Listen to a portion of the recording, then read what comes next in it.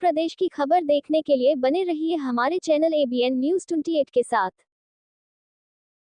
नमस्कार, मैं हूँ प्रशस्ति तिवारी, आप देख न्यूज चैनल। चलते हैं आज की खास खबर की ओर। कमिश्नरेट कानपुर नगर की थाना साइबर क्राइम टीम ने Webixy technologies Pvt limited global trade plaza नामक ई कॉमर्स वेबसाइट के माध्यम से बड़े पैमाने पर साइबर फ्रॉड व कॉल सेंटर संचालन करने वाले मुख्य अभियुक्त पुलकित द्विवेदी को गिरफ्तार किया। आरोपी ग्राहकों से डील कर पैसे लेने के बाद संपर्क तोड़ देता था। सह अभियुक्त सत्यकौम साहू व अन्य 2 लोग फरार हैं।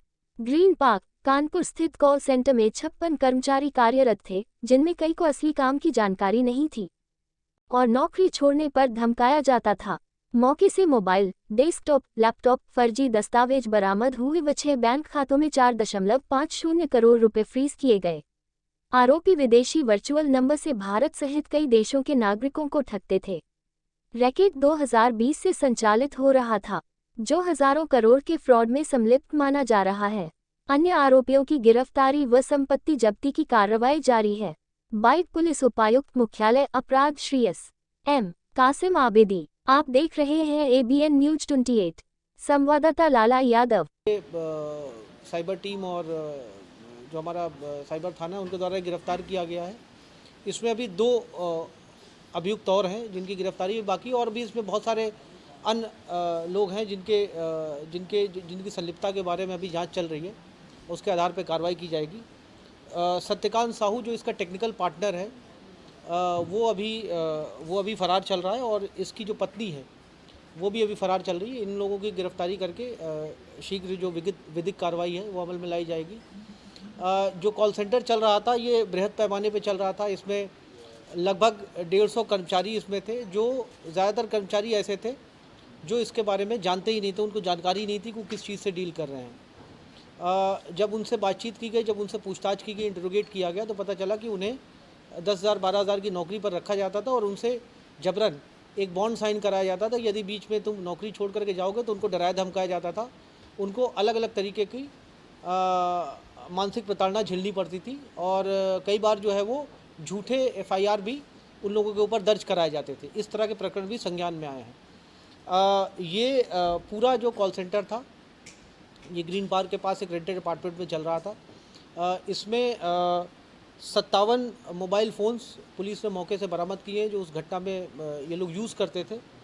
78 डेस्कटॉप CPU को हम लोगों ने सीज़ किया है। लैपटॉप्स हैं, पैन कार्ड्स हैं और कूटरचित दस्तावेज़, ये लोग जो ज्वाइनिंग लेटर्स देते थे, जो सर्टिफिकेट्स ये लोग बताते थे, वो पुलिस ने सीज़ किए हैं। इसमें एक अहम चीज़ ये है कि इसमें 6 बैंक अकाउंट्स इस फर्म के नाम पे थे जो पुलिस ने फ्रीज़ कराए, जिसमें 4.5 करोड़ रुपए हैं। ये टिप ऑफ द आइसबर्ग है। इसमें अभी और बहुत सारे बैंक अकाउंट्स इसमें शामिल हो सकते हैं, क्योंकि इनका मॉडस ऑपरेंडी ये था कि ये एक बैंक अकाउंट उस समय तक चलाते थे जब तक वो फ्रीज़ ना हो जाए। फ्रीज़ होने के बाद ये दूसरी कंपनी के नाम पे दूसरा एक बैंक अकाउंट खुलवाते थे और फिर उससे ये लोग फ्रॉड करते थे।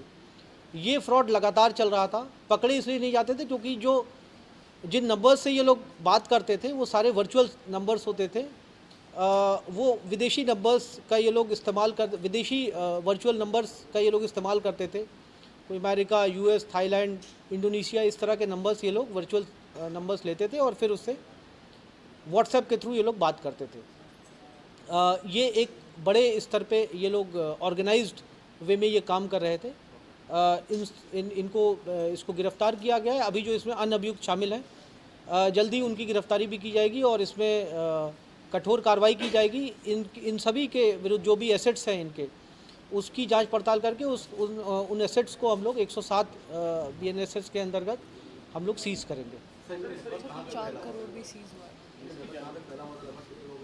ये मैं आपको बताऊं, ये इंटरनेशनल इनका नेटवर्क था। ये ना सिर्फ भारतीय नागरिक को बल्कि विदेशी नागरिकों को भी ये लोग अपने झांसे में ये लोग फांस लेते थे। हम लोगों को कुछ जो दस्तावेज डॉक्यूमेंट्स अभी तक मिले हैं उसमें इंडोनेशिया, थाईलैंड, म्यांमार और नाइजीरिया, इन नेशनल्स के लोगों की भी इन लोगों ने पैसे लिए हैं अपने बैंक अकाउंट्स में।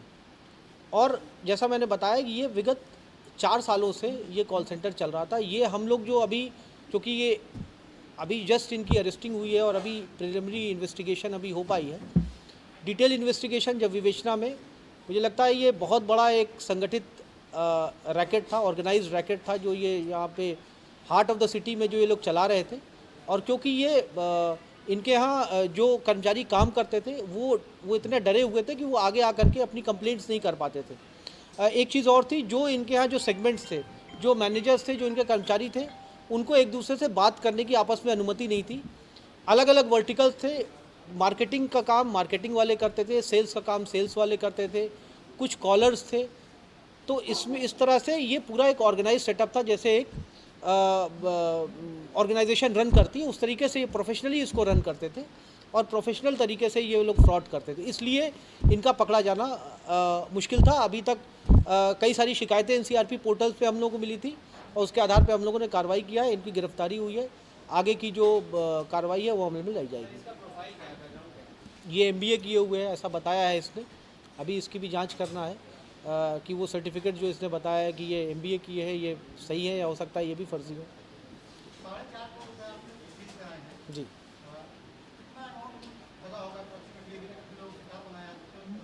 ये इसकी कोई लिमिट नहीं है।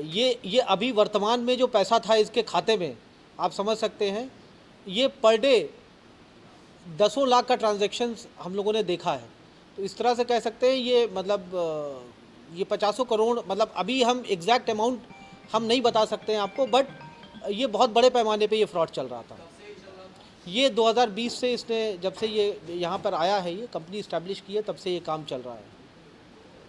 नहीं, ये तो कानपुर में ही, इसका कॉल सेंटर तो कानपुर में ही चल रहा है। बट ये ज़रूर है कि हम लोग की निगाहें इस तरह के तमाम जो अवैध तरीके से जो कॉल सेंटर्स चल रहे हैं उनके ऊपर हैं, और जिस तरह से जानकारियाँ मिलती रहेंगी उसके आधार पर कार्रवाई आगे भी होती रहेगी। माल किसी भी तरीके के ई कॉमर्स वेबसाइट्स होती है, किसी भी तरीके के माल हो सकते हैं, चावल है, गेहूं है, कोई जो है कंस्ट्रक्शन मटेरियल्स है, वो किसी भी तरीके के आइटम्स हो सकते हैं। हमारे चैनल को लाइक करें और सब्सक्राइब करना ना भूलें।